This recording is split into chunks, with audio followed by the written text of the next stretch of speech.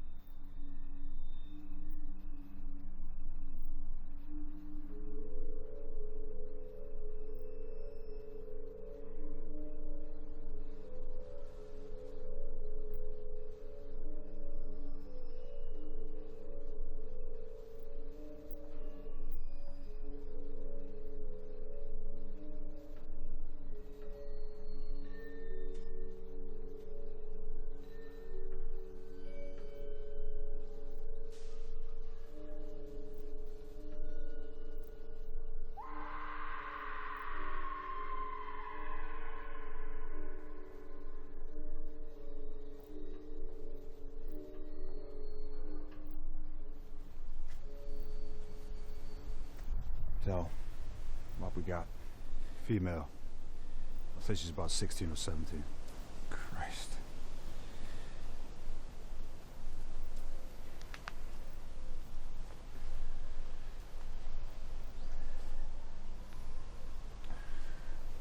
Look at your marks around the throat. No defensive wounds on the hands. Maybe she was taken by surprise. Perhaps approached from behind. She's been in the water for a while.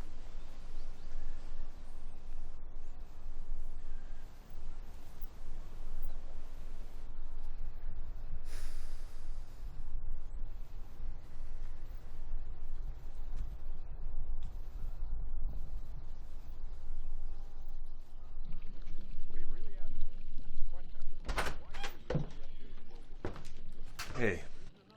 Hey, honey.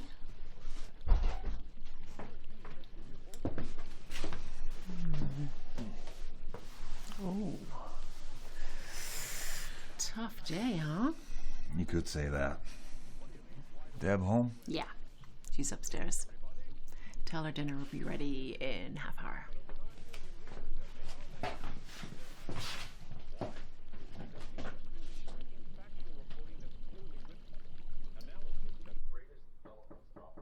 Yeah?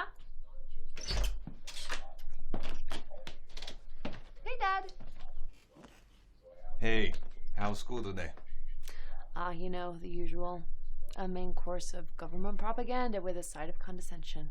You don't say things like that to your teachers, do you? No. I toe the line like a good girl. Thank you.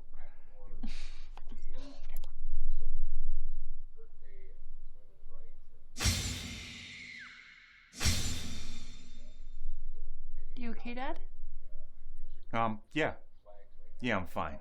Your mother said dinner will be ready in half hour. Cool. Thanks.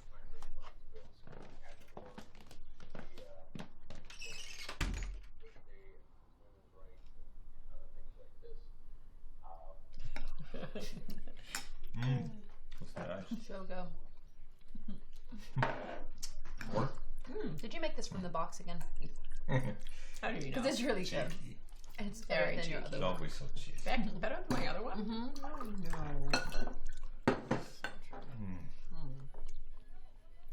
So, what's happened today? Well, you've got a funny story about Mrs. Appleby, don't you? I think she stole the other neighbor's baby. What? Yeah. Because I heard crying coming from her house. Maybe it was her granddaughter.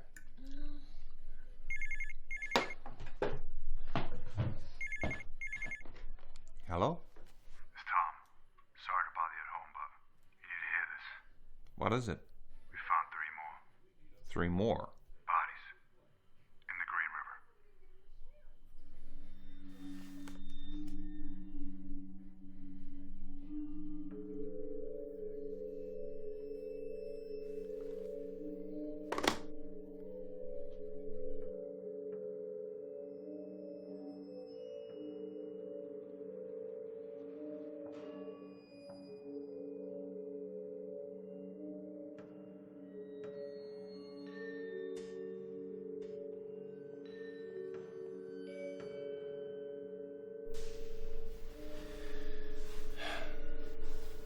The ligature marks to the neck are consistent with an approach from behind.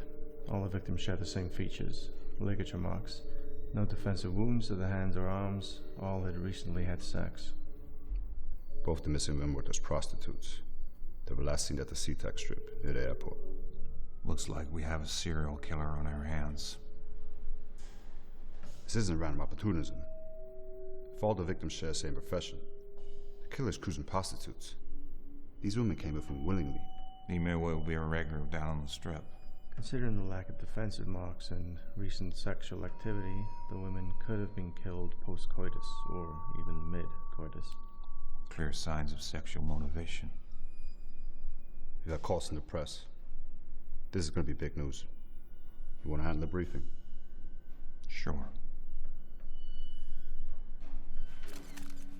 Have you put any surveillance on the SeaTac strip? No. Not at this stage. How many officers have you put onto the task force? That number I cannot tell you right now. We'll get back to you on that. How much is this going to cost the taxpayer? I can't answer that. Next.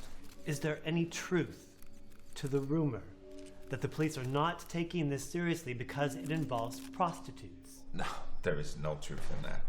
Anyone else? Well, do you have any suspects?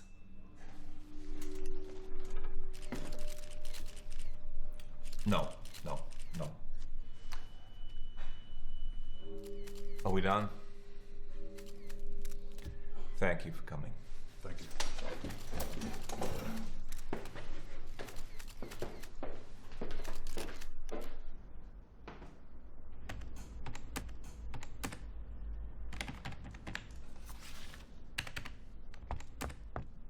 Yeah. Detective Richards? Yes. I'm Bob Keller. I work with the FBI Behavioral Science Unit. Come in.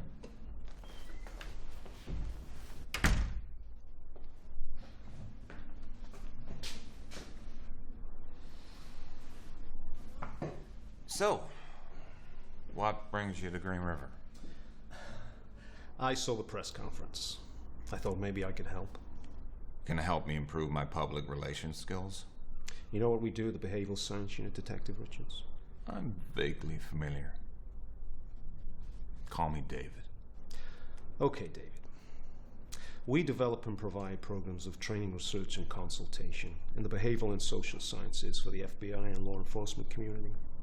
If you don't catch this killer quick, dealing with the press isn't going to get any easier.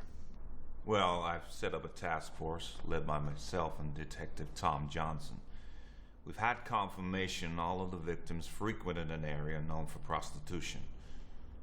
It's likely the killer is a regular visitor there, so we're staking it out, as well as the Green River itself. But it may make it easier to identify the killer's habits if we formed a psychological profile. And that's something I can help you with. Sure.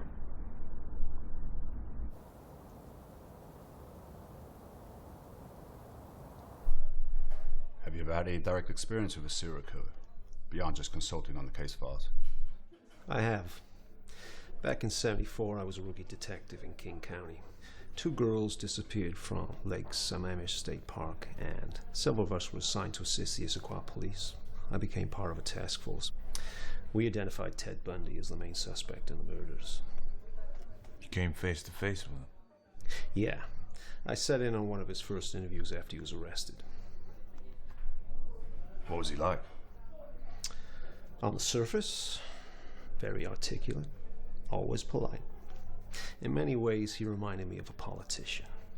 Smart appearance, and he knew how to dance around the tough questions, divert the conversation towards his own agenda. But you saw through it. I realized I had a nose for this kind of thing. I knew the moment he sat down in that interview room, he was wearing a mask of sanity. I saw the truth behind those eyes. He's on death row now, right? Yeah, actually I've interviewed him several times since he was convicted. There are lots of murders he hasn't confessed to and bodies which were never recovered. I think he'll only give up the information if he can get something out of it. Like a reprieve from execution. Ironically, for a man who dealt out so much death to others, he fears dying. So, what are your thoughts on this one, Bob? Can you help us build a profile? I'd say so. Obviously, the first determination is that these murders were very likely the work of one person. The same modus operandi was employed in each death, and body clusters often suggest that one individual is responsible. He has familiarity with the Green River and surrounding area. This suggests a local man. He was likely raised in a family with marital discord and physically and emotionally abused. Possibly even strict religious or puritanical morals imposed by one or both parents. I'd say he's currently between his mid-20s and mid-30s. Given that all the victims so far have worked in prostitution. We can assume that the killer has frequented the red light district for sexual encounters which didn't always end in murder. However, there will likely be self-loathing as a result of these encounters, and it may trigger his deep-seated hatred of women. Murderers who strangle often speak of an intimate connection they feel with the victim as they die. It's twisted to you and I, but this man may feel at his most alive when he's causing death. That's why I know he'll strike again.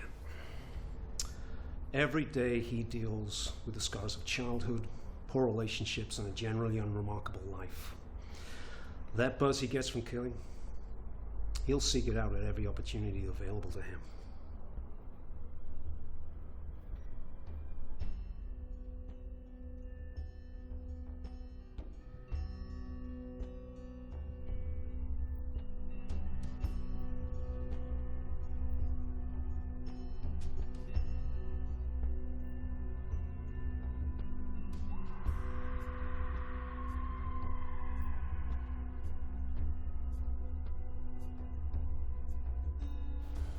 Strangulation, same as others. How old is she? I'd say she's in her 30s. They've all varied in age.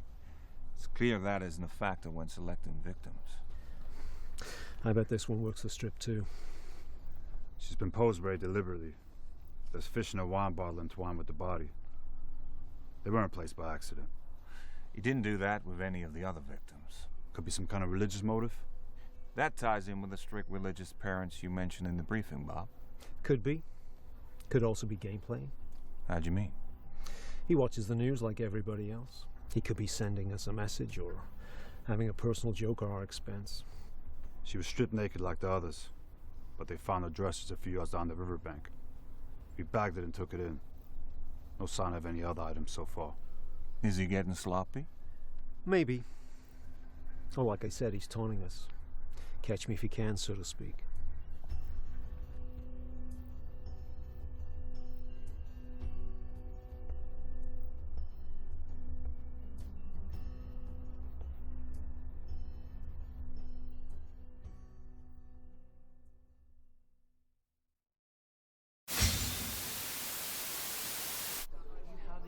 Out of the way, please.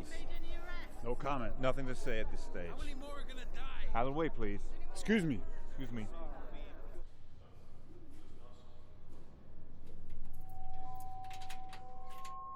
Seattle, another grim discovery today that could be connected to the string of Green River murders that have shaken that West Coast city.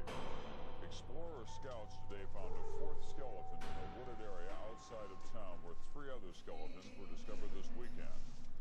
Most of the victims have been young prostitutes. So, Sandra, how did you and Dave meet? We actually went to the same high school, but we didn't really meet there. I used to see her in the stands of the football games. I found it quite distracting. Pretty sure I missed a few catches because of her. You're right.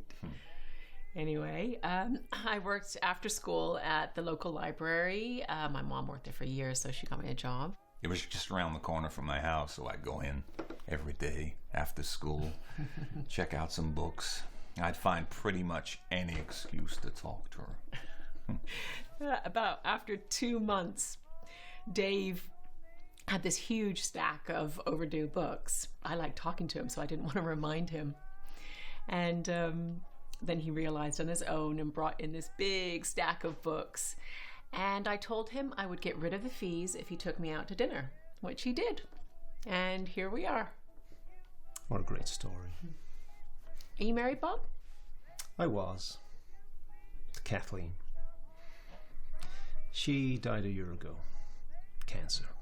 Oh, God, I'm so sorry.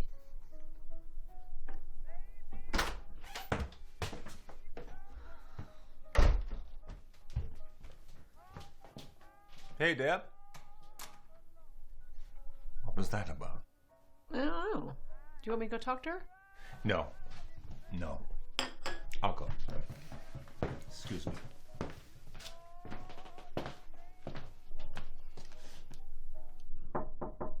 What?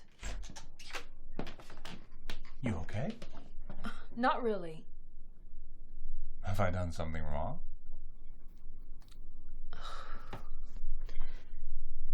I'm sorry. It's just, I was at a party earlier. Some guys started saying things. About what? You? What did they say? They said everyone in town knows you're messing up the case. Some of them said that their parents watch you on the news and call you names. What kind of names?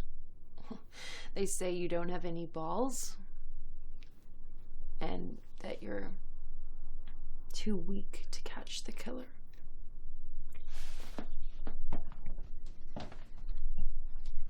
I'm sorry you had to hear that. I know it's not your fault. I'm sorry for getting mad. It's just... You have every right to be annoyed. It's my job. You didn't ask for this. It's not just your job, though, is it, Dad? What do you mean? It's your life. You and your mother are my life. But we have to share you with all of the criminals in this little part of the world. They get more of your time than we do. I'm sorry, Deb. I'll try to make more time for us. Okay. Okay.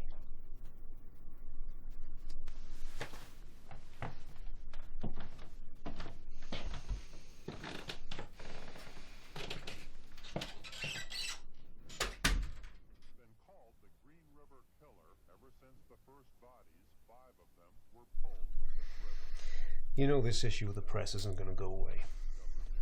I didn't have any new information. There was no point talking to them. Well, we did get something new today. Nothing to leak to the press yet, but it could change how you deal with the media. The posing of the body with the wine and the fish. Yeah. That wasn't part of his modus operandi with previous victims. That was his way of engaging with us. Or more to the point, you. It's like he's saying, "This is my banquet, detective." You really think he sat at home watching the news reports? Of course.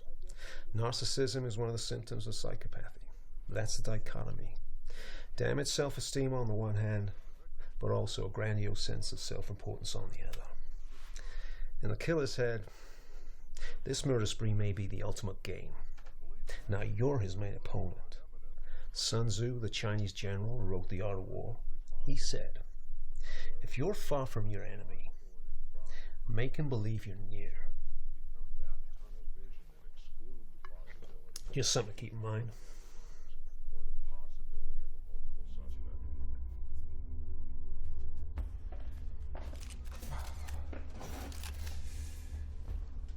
As you know, we've discovered another body.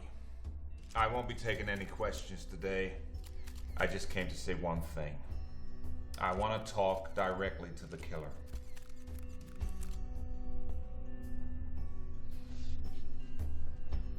I know you're out there watching this.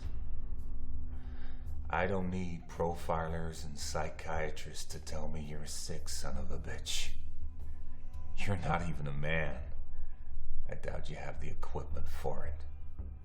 You're a demented pervert who doesn't deserve to breathe the same air as the people you have so callously murdered. You are gutless, pathetic, and when your luck runs out, and make no mistake, it will, I'll be right there to take you down, you godback, you piece of shit.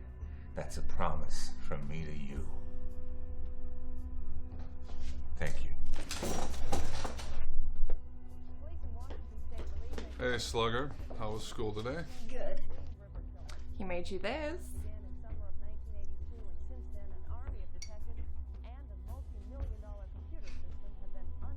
Thank you.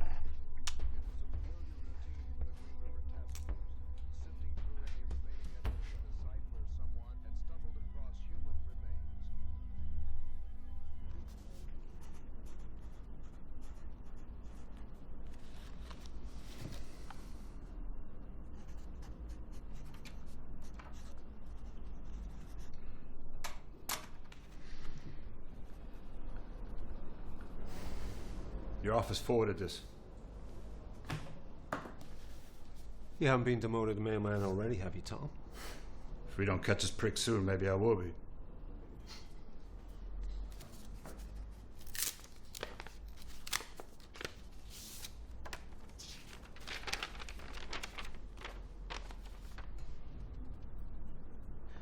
Oh my God. Dearest Bob, it has been the better part of 2 years since we've corresponded, and I must admit, I've missed it. I've followed with great interest the case of the Riverman, and see from the news reports that you are advising the task force. I recently saw a press conference with Detective Richards. Not the usual police officer, is he? He seems to be taking it quite personally. As you know, I have some experience in the Riverman's field of expertise. I believe I can help you. If you have the time to visit me, along with Detective Richards, please do. Time for me is running out. I would like to make use of what remains. Kind regards, your old friend, Theodore Bundy. David, your thoughts? Well, the key question is, could he actually help the investigation, or would he be leading us on some circle jerk for his own amusement? He has an agenda. He always does. What's his agenda here? To buy time? Yeah, I'd say so. Like he says in his letter, time is running out for him. He'll do everything he can to court favor with the authorities and gain reprieve from execution. What's it like, coming face to face with someone like that? Maybe you need to find out for yourself. At some point you're going to be face to face with the Green River Killer. After you meet Ted Bundy, evil will no longer be a mystery to you.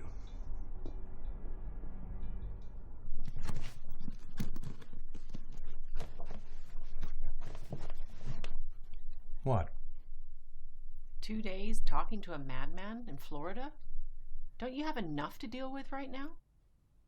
It might be a complete waste of time. Or it could help with the investigation. Who knows? But we have no suspects yet. I have to try everything I can. I just worry about you, that's all. It'll be fine. Come here.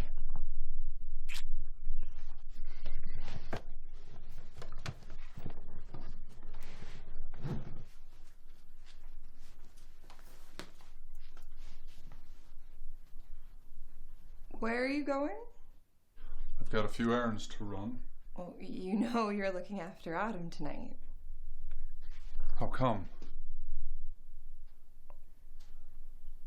I've got a dinner with Amy and the girls.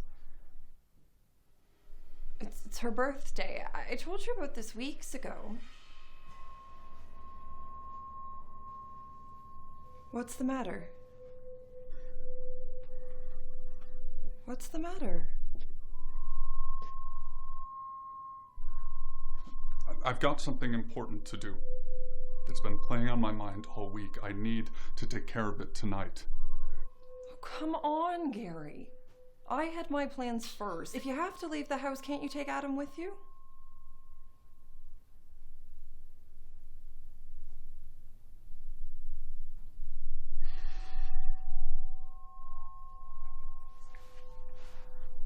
I guess so. Thank you. I'll be home around 11. All right.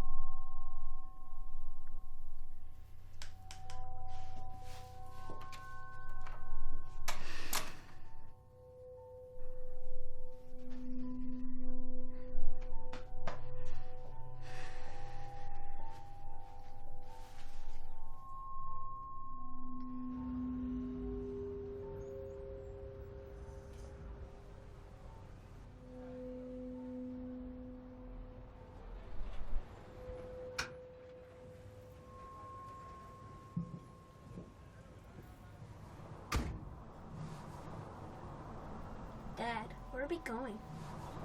I gotta pick up a friend of mine. Drop her off somewhere.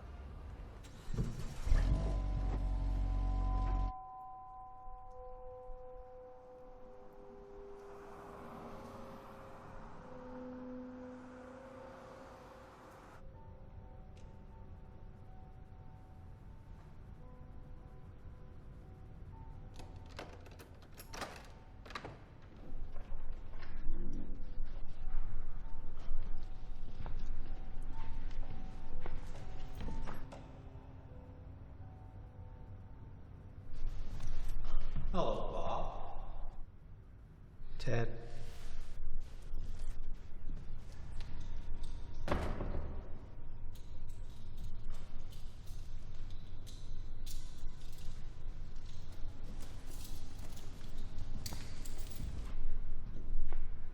Long time no see.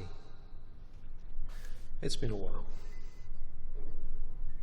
And this must be the famous Detective Richards.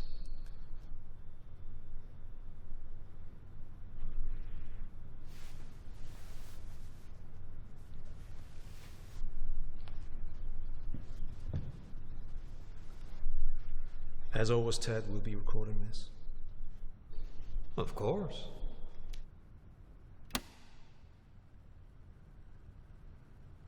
It's the 2nd of September, approximately 9:30 p.m. at Florida State Prison.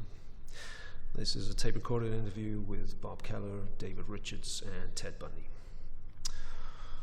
So, Ted, would you like to begin? Well, this is just sort of a spontaneous dialogue we're having here. I'm not approaching it in any organized fashion. Well, I don't even know if I can be of any real assistance. You're the detectives, after all. We'd value any insight you may have. Well, did you bring a copy of the case file? I'm not sure it will be ethical to give you... It's fine.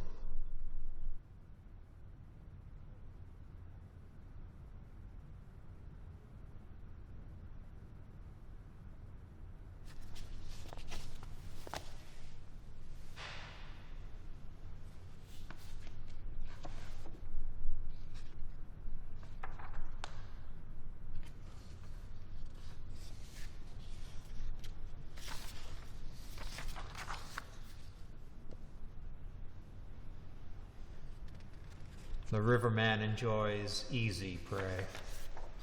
The victims. Yes. Prostitutes are low risk. Not many people will miss them. Who would you consider to be high-risk prey? Well, people who work normal jobs, have families, social circles. People who are noticed. You know, with all the slasher movies being made at the moment, you should stake out the car parks of the movie theaters. I am sure you'd find many serial killers of the future. People who go to those films to fuel their fantasies. When I was a kid, I just had the detective magazines. I don't think staking out thousands of movie theaters is practical, given the limited numbers of police we can assign to the case. Perhaps not. But you could stake out his old dump sites. You mean where he left the bodies? Yes. He'll return to them. He's going back to check out the scene and see the condition of the body after it's been there for a while for, well, whatever kick he might get out of that. Necrophilia? Look, what he's doing is not normal, so you can't apply normal standards to it. He might just drive by, see if the scene is being disturbed, if the body has been discovered. Well, if it hasn't, he might want to take it all in again.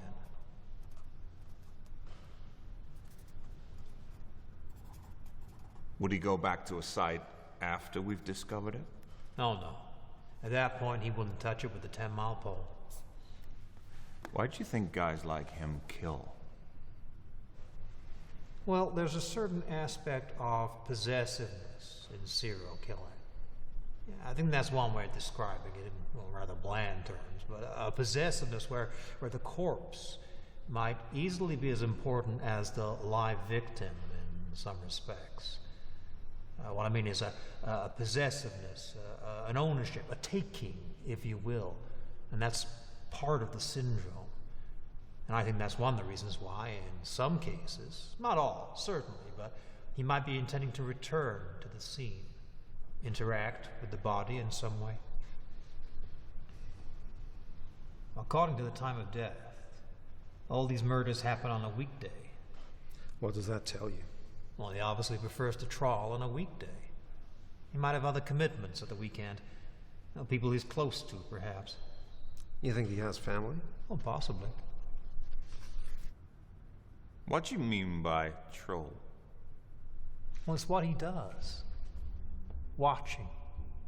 Waiting. Selecting. He knows his hunting ground. Hey, Julie. Hey. This is my son. You remember I showed you a picture of him before? Oh, sure, yeah. So, what's the deal here? You want the kid to watch? 'Cause I'm into that. No. I didn't plan on bringing him along, but his mother had to go out. I figured we'd go to the woods, and he could wait in the car. I'll be quick. So, I remember.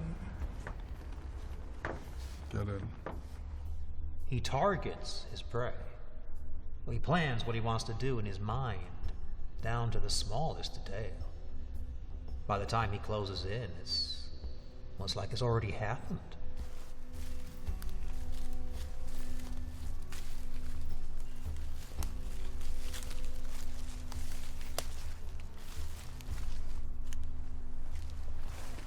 Okay. This is far enough. You got the money?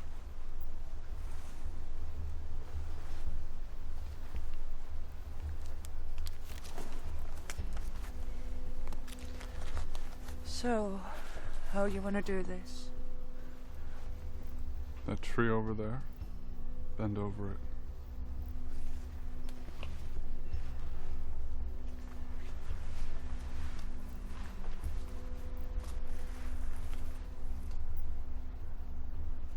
He's played it out in his mind so many times.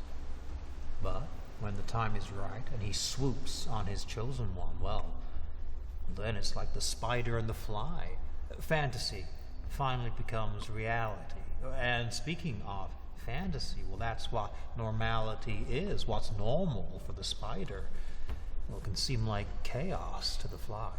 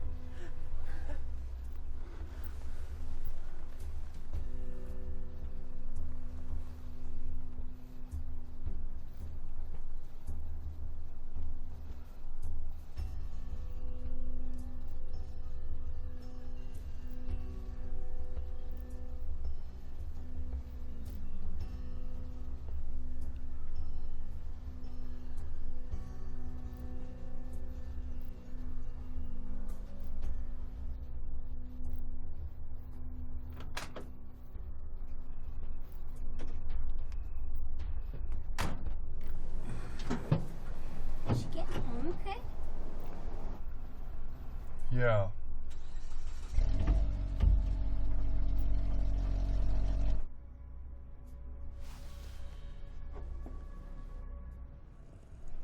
Can you go there, detective? Where? Inside his mind. Think like he thinks. I'm not sure I can. Oh, you can. We all have that cold-blooded primal instinct within us. Whether you want to touch upon your own is, well, that's another story.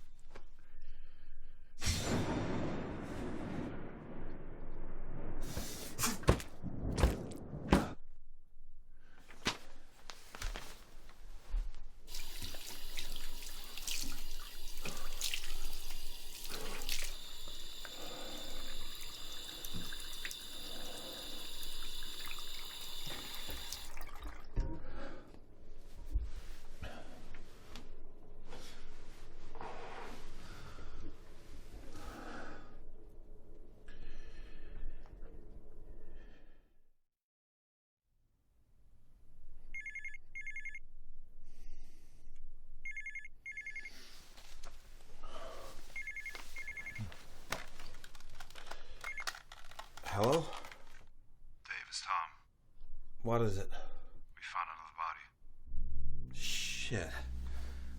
I thought we had that guy staking out the Green River. We didn't find it there. This one was found in the woodland near Long Avenue. Definitely him, though. Same MO. You tell the press yet? No, I've only showed the forensics team down there. Call it off. What do you mean?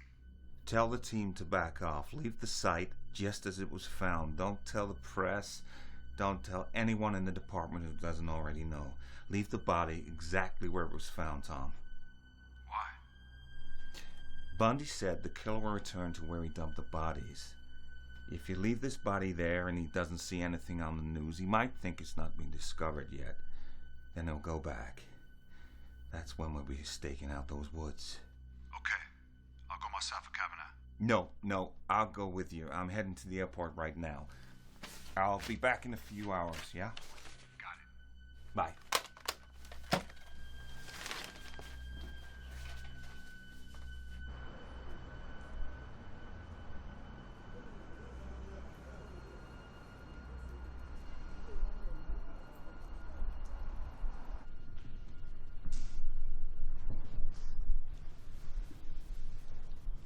Flying solo today, Bob? Detective Richards had to travel back to the Green River. Have they found another body?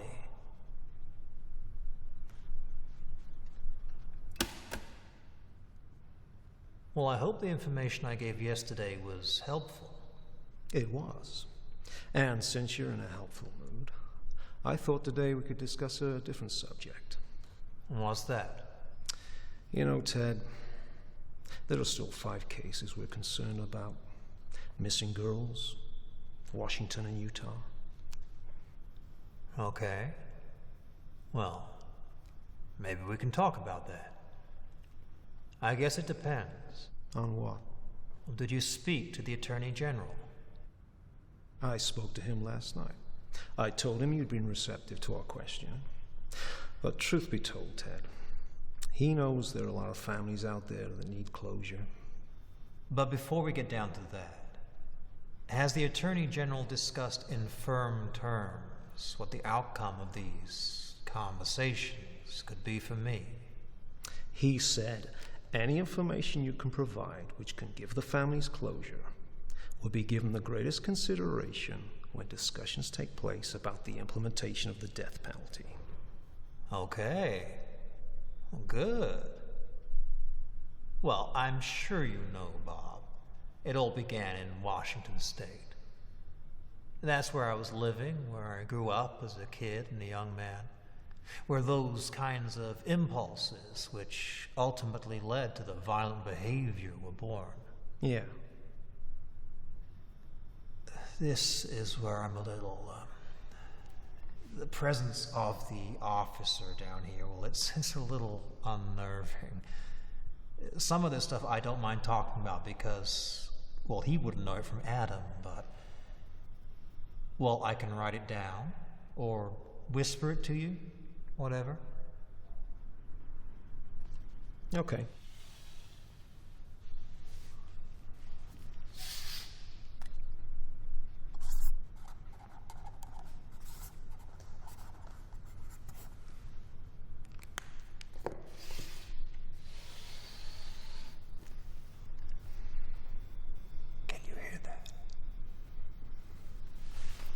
Yeah, I can hear it. I just wrote down the name, Joanne Dawkins. So,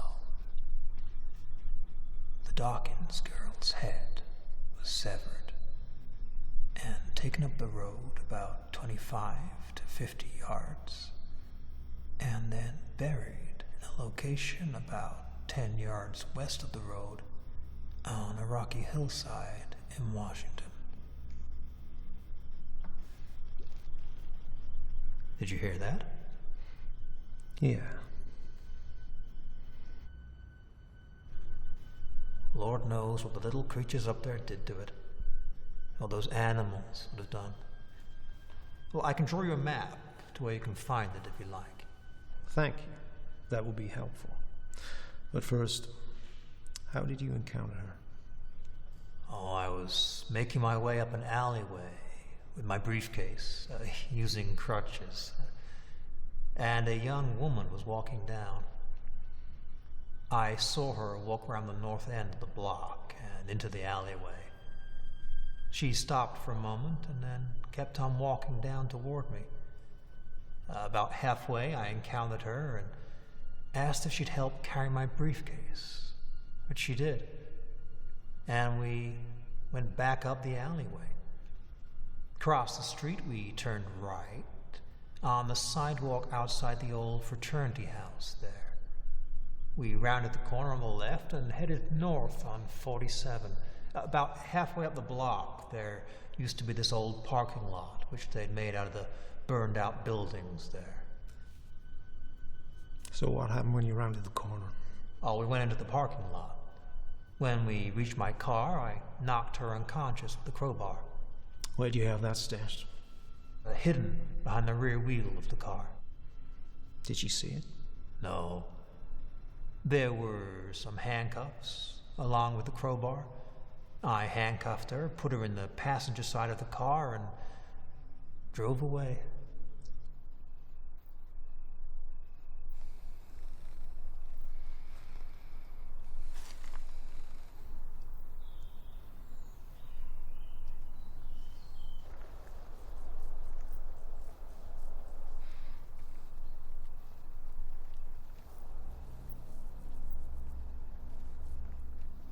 Dave.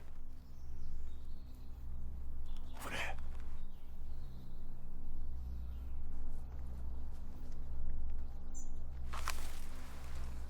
Wait.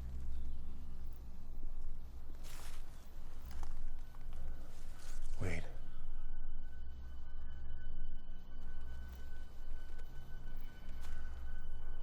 Let's go. Don't fucking move!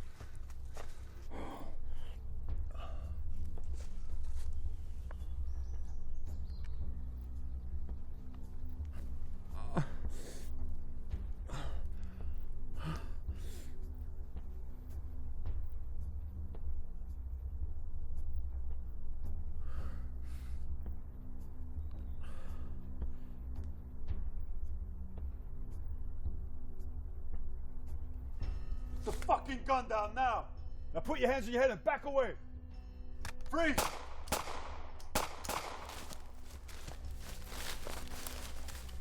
Society wants to believe it can identify bad or harmful individuals. But it's not practical. Well, the truth is, people who indulge in this sort of thing, well, they look just like everyone else. Their subconscious might be a raging inferno, but you'd never tell. They blend in so well. This is what it comes down to, Bob. We serial killers. We're your sons, your husbands. We're everywhere. And there will be more of your children dead tomorrow.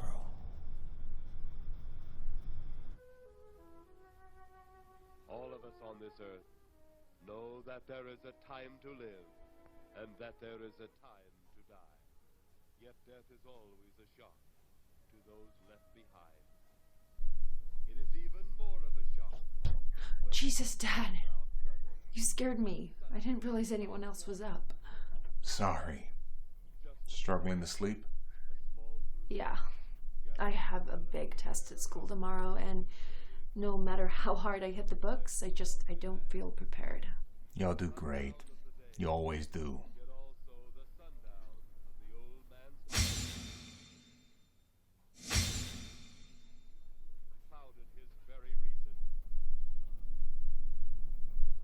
Hey, take a seat. Watch some TV.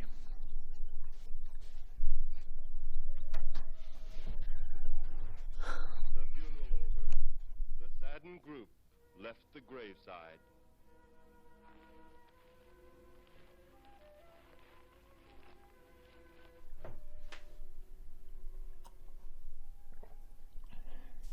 Deb, you know I love you, don't you? Sure, Dad. I know. I love you too. I'm very proud of you, you know that, right? You got some whiskey in that cup. No, it's just tea. Then what's with all the declarations? I just want you to know how much you mean to me, that's all. You're sweet, Dad. But I better get back to bed. See if I can get some sleep. Okay, sweetheart. Good night. Night.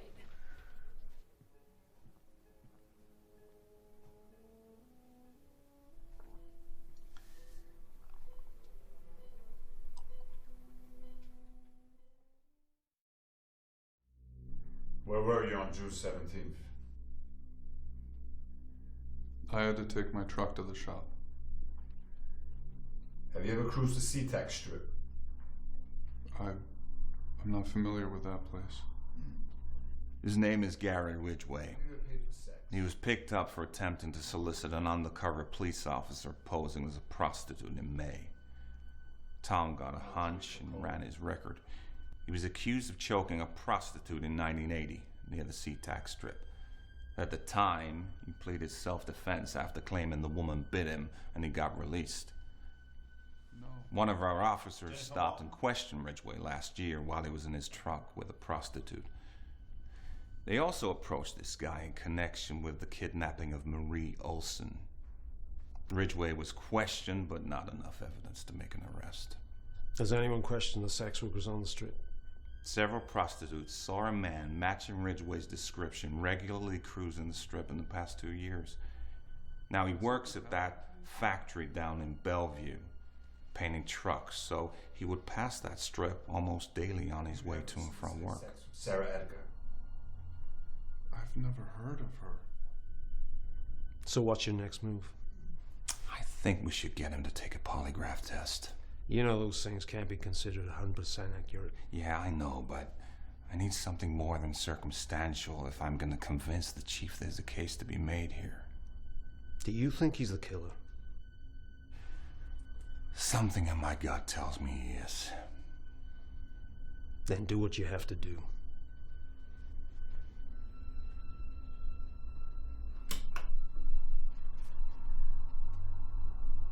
Is your name Gary Leon Ridgway? Yes. Have you ever cruised the SeaTac Strip? No. Have you ever hired a prostitute? No.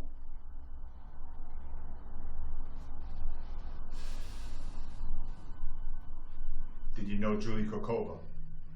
No.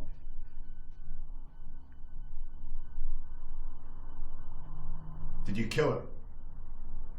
No.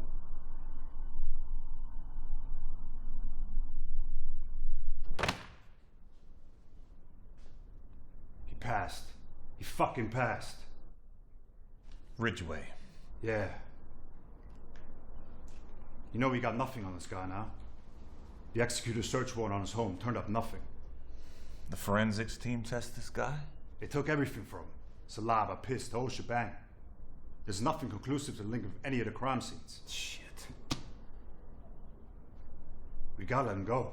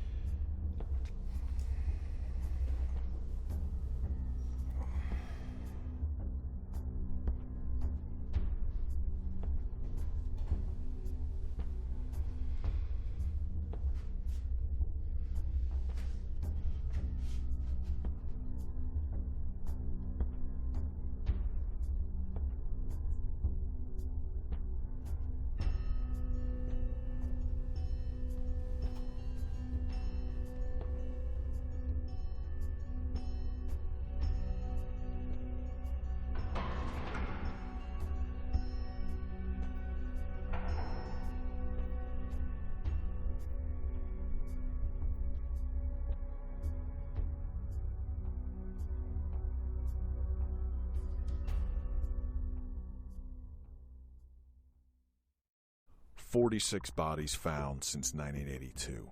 There have been several suspects, but a case can be made against any of them. $15 million of public funds spent. As of today, the Green River Task Force will be dismantled. We simply can't continue spending this kind of money and allocating this much manpower to an investigation which has yielded no results. I know you're expecting this, and I hope you accept it. It's over, Dave. Respectfully, sir, it'll never be over. A sad and ugly chapter will end tomorrow morning as notorious serial killer Ted Bundy is set to die in Florida's electric chair. Officially, Bundy's execution will be for the kidnap and murder of 12-year-old Caroline Keach, but he was also found guilty of 2 additional 1978 slayings and is suspected in 20 to 40 other homicides, at least 23 which he has confessed to law enforcement officials in the past few years. Faced with execution after nearly a decade of court appeals, Bundy has attempted to trade confessions for time to give lawmen details of all the murders. The Florida governor refused to make such a trade. Bundy is scheduled to be executed at 7 a.m.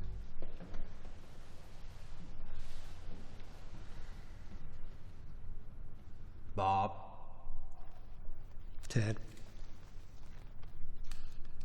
You know, I could still provide information. I've remembered things that might help the families. I know you're hoping for a phone call, but I don't think it'll come. Many feel justice is being served tomorrow. What about you, Bob? Do you think justice is being served? I'm not here to pass judgment, Ted. Well, then why are you here? I'm interested in your thoughts on something. What's that? Why'd you go down this road? Well, everyone asks that. Yeah, but you never really answered it before, have you? What's the point? Help people understand, perhaps. Maybe I can give you a little insight, too.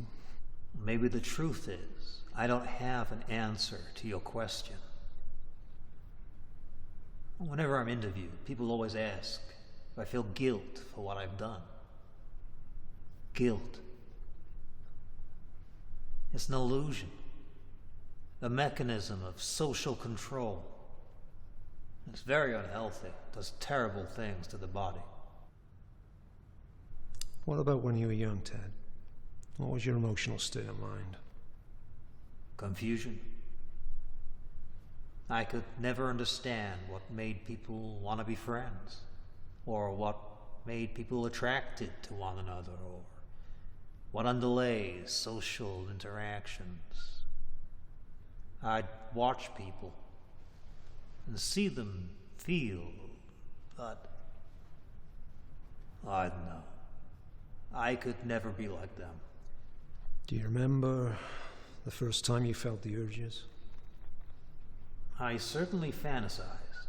Well, as a young boy of 12 or 13, I'd encountered softcore pornography.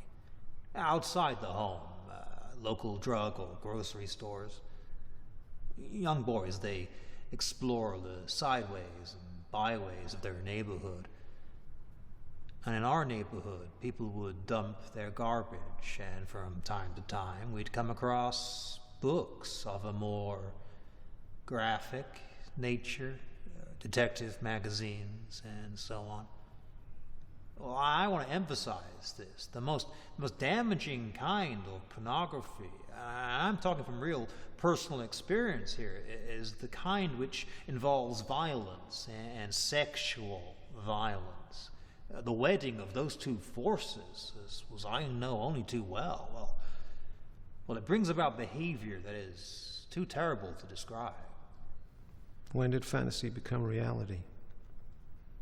Well, as a teen, I was dealing with very strong inhibitions against violent and criminal behavior that had been conditioned and bred into me by my environment, the neighborhood, schools, church.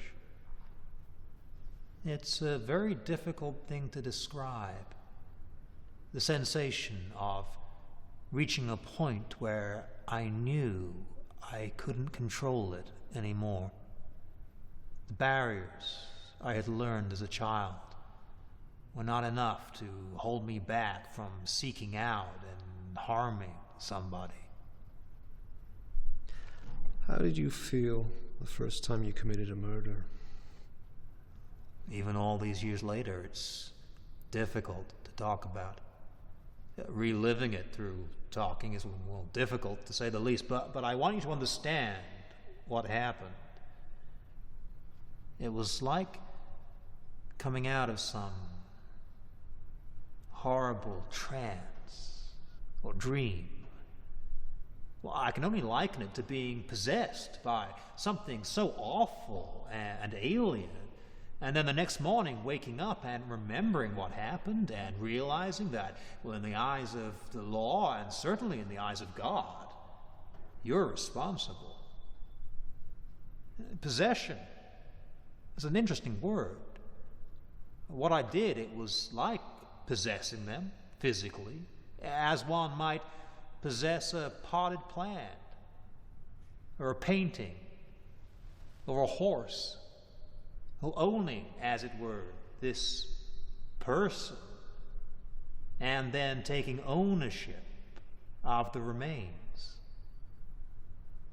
But when I'd wake up in the morning and realize what I'd done with a clear mind, with all my essential ethical and moral feelings intact,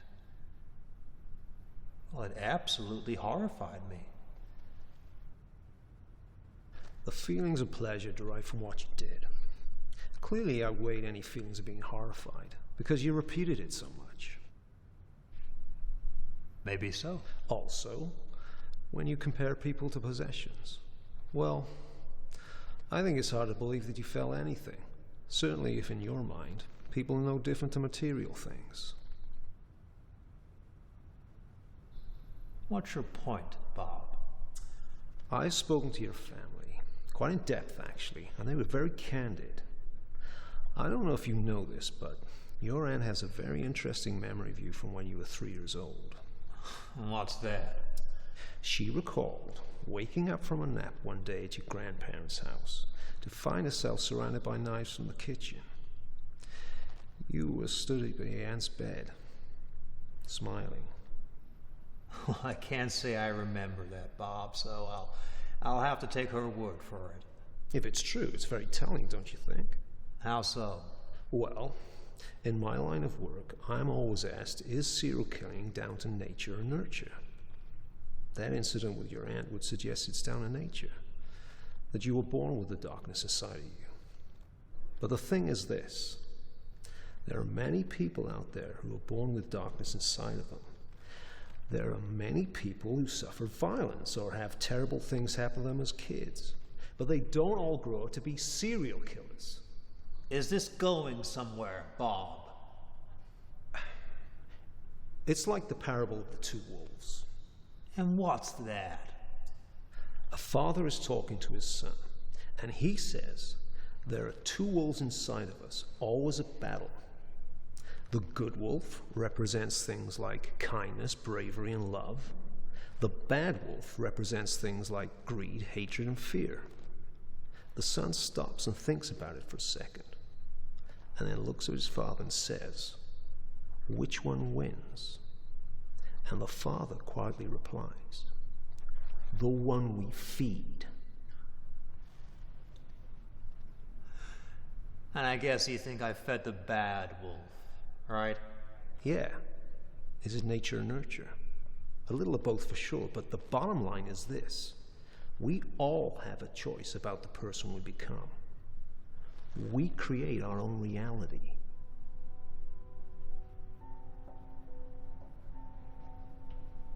Ted Bundy, the notorious serial killer, died today in the electric chair after a night of weeping and praying.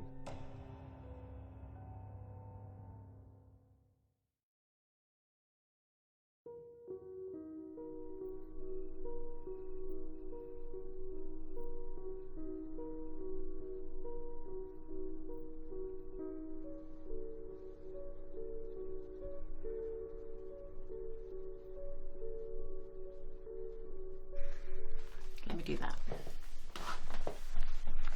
So, your first press conference as the new chief. You nervous? Almost 20 years of dealing with the press. You get used to it. I'm proud of you. You deserve this. You've worked hard for it. I couldn't have done it without you. Oh, behind every great man is a great woman. I know it's a cliche, but it's true. We're a team. This isn't just my achievement, it's ours. Can I confess something? Yeah. I'm relieved. You are? Mm-hmm. A desk job gets you off the streets, which means I'm going to sleep better at night knowing you'll be safe.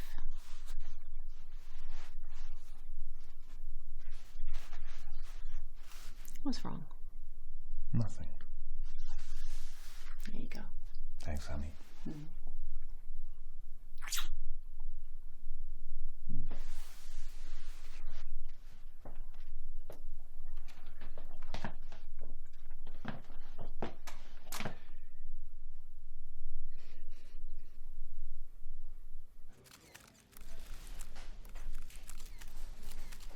You've faced much criticism over the years for your failure to apprehend the Green River Killer. How do you think the victims' families might feel watching your career go from strength to strength while the person who murdered their daughters is still at large? Yes. I've spent almost 2 decades haunted by this. My career has progressed, yes, but it hasn't stopped the nightmares.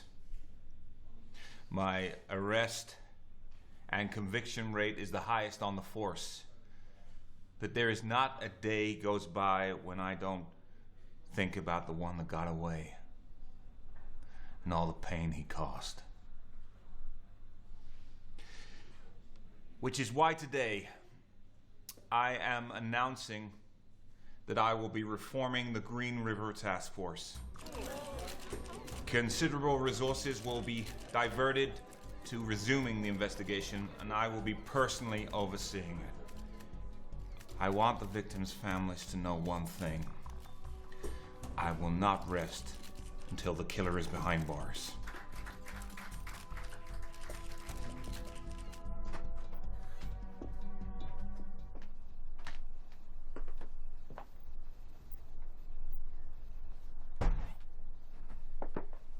Saw the conference on TV? I did. I know you wanted me to play it safe and stay behind a desk, but I just can't let this one go. You gave years to this. I saw what it did to you. I'm worried. I just gotta get back out there and nail that son of a bitch. And you think if you find him, you're gonna not be haunted anymore? I don't know. But this isn't just about me.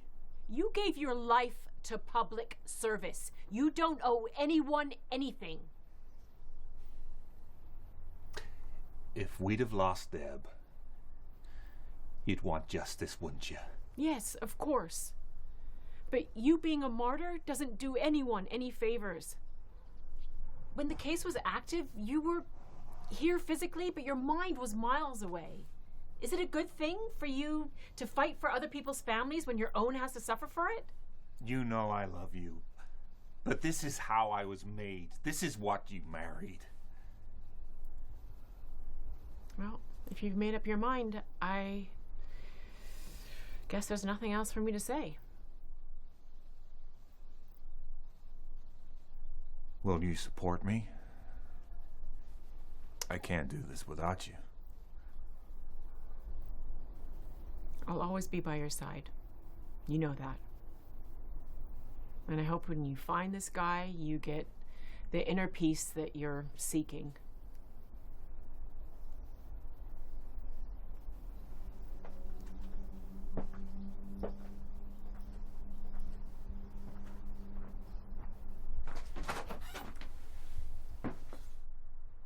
One of the victims, Marsha Intala, the one who was posed with the fish in the wine. Yeah. She was stripped naked like the others, but there was a dress found nearby which was identified as hers. There was a semen sample taken from the dress.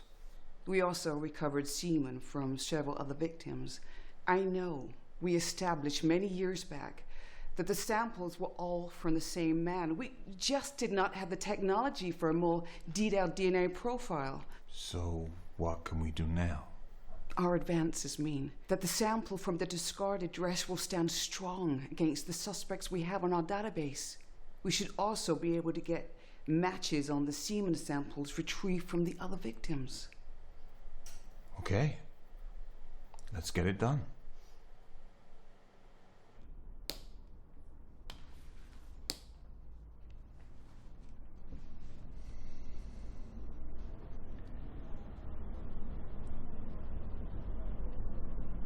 These are the results. The same gal's DNA matches every sample recovered from the victims. I don't even need to open this. It's Gary Ridgway, isn't it?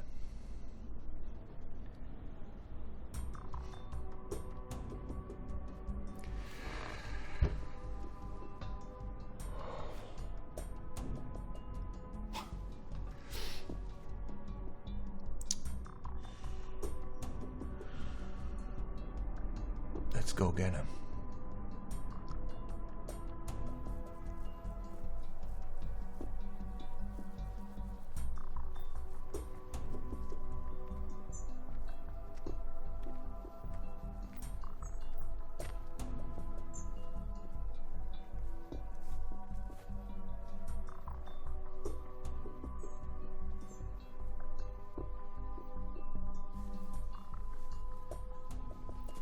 Put your hands in the air. One false move and I'll put two in the back of your head. Slowly. Put your hands behind your back.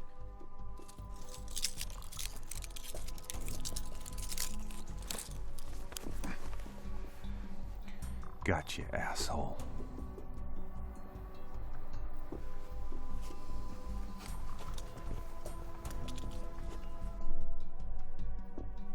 In the early 1980s, the area around the Green River, south of Seattle, was the site of one of the most gruesome serial killing sprees this country has ever seen. At least 49 women, police say, mostly prostitutes and runaways, disappeared or were found murdered along this stretch of water. Gary Leon Ridgway, now in custody, was a prime suspect back then, but police didn't have enough evidence to make a solid case. Now, new technology, police say, has linked Ridgway's DNA with DNA found on 3 of the Green River victims, while other evidence, police say, ties him to a 4th. The team of scientists spent more than 800 hours on the lab work.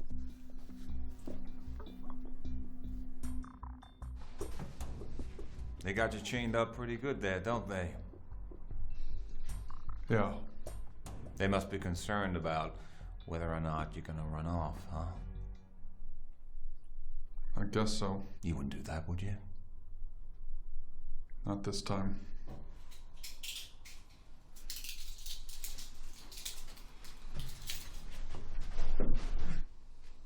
Give us a minute, will you, Tom? Sure.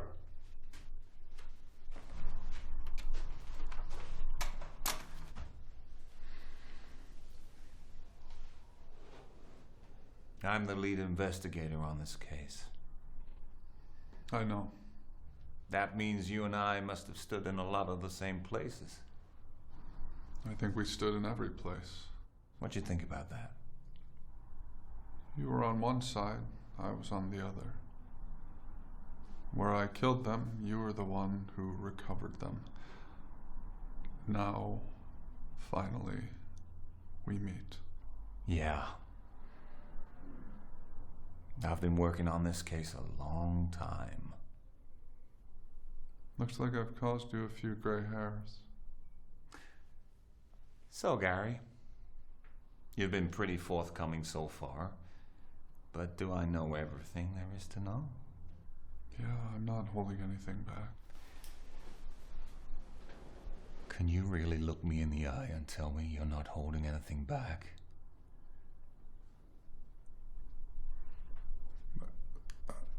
I haven't been, you know... Wait a minute. Your eyes are going back and forth. I'm I'm not lying to you. Yes, you are.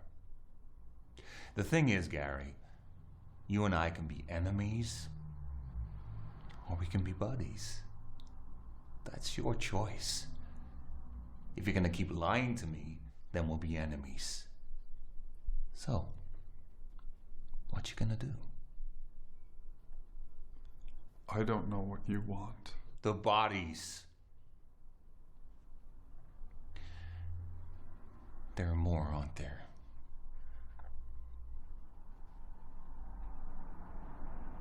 Yes. So, how are we gonna work together? You want me to tell you where they are? Yes. We're gonna find every last one of them.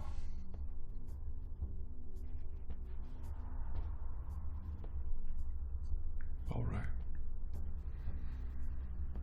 My memory is hazy, but I'll try. Yes, you will.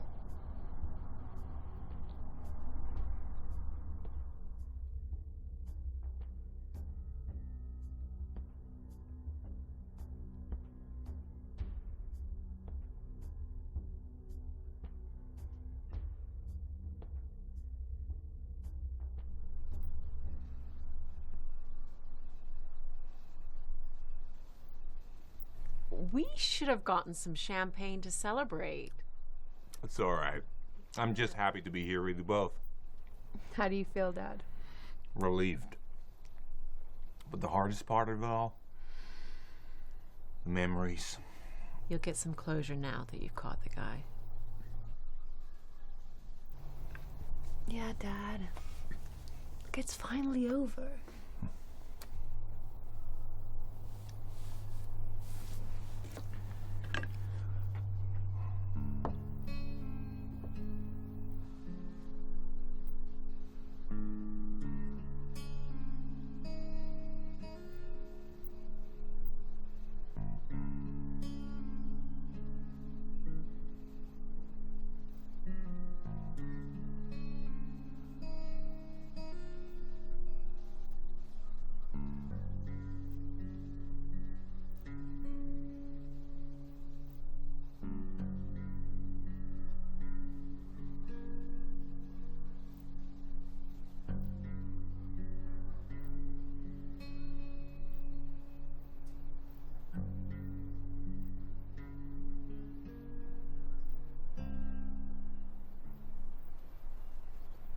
Bob, what you doing here? Thought I'd pay you a visit, given the recent headlines. I stopped by the house. Sandra said you might be here. It's good to see you. Been a while, huh? Yeah, it has. I think congratulations are in order. Oh, it was a team game. You were part of that team. You should give yourself a pat on the back. I think we can all be thankful for the advances in DNA. True. So, what now? Time to move on. Ridgeway's behind bars. The healing can begin. You know, there's one thing I keep asking myself. How do we stop this thing from happening again? There are a multitude of things we could do to make a difference. Greater education from a psychology standpoint. Spotting the warning signs of psychopathy early on. From a law enforcement standpoint. We have advances in DNA and a better network of communication between the agencies. But maybe I'm getting soft in my old age. I just can't help thinking about it from a philosophical standpoint. I'm intrigued. Well, those of us who are positive in our intentions spread enough love and light, maybe there won't be so much darkness for evil to maneuver in. I never had you down as an idealist, Bob. I never used to be. But the times, they are a-changing. You know what?